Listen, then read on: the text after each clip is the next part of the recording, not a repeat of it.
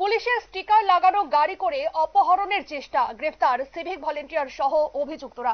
ঘটনায় চাঞ্চল্য বঙ্গের ডোমকলে।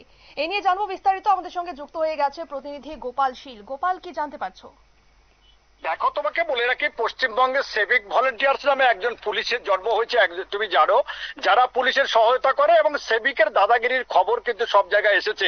এবারে কিন্তু পুলিশের স্টিকার লাগানো গাড়িতে করে এক ব্যক্তিকে অপহরণ করার চেষ্টার অভিযোগে এক সিভিক ভলেন্টিয়ার সহ ইতিমধ্যে আরো 4 জনকে গ্রেপ্তার করা হয়েছে। ঘটনাটি দমকল, মুর্শিদাবাদের দমকলের বাজিপুতপুর এলাকার বলে জানা গেছে। এই চাঞ্চল্যকর অভিযোগ উঠেছে থানার সিভিক ভলেন্টিয়ার হুমায়ুন সহ বেশ কয়েকজন মিলে একটি গাড়িতে পুলিশ লেখা স্টিকার লাগিয়ে এক তরুণীকে নিয়ে যাবার চেষ্টা করছিল। সেই সময় ওই অভিযোগ যে কিডন্যাপ হয়েছে সে চিৎকার চেঁচামেচি করলে এলাকার মানুষজন কিন্তু পেছনে ধাওয়া করে, শেষ পর্যন্ত পুলিশকে জানায়। পুলিশ কিন্তু ইতিমধ্যে ওই সিভিক ভলেন্টিয়ার সহ 4 জনকে গ্রেপ্তার করেছে এবং যে নাবালিকাকে নিয়ে যাওয়া হচ্ছিল অপহরণ করে তাকে উদ্ধার করেছে।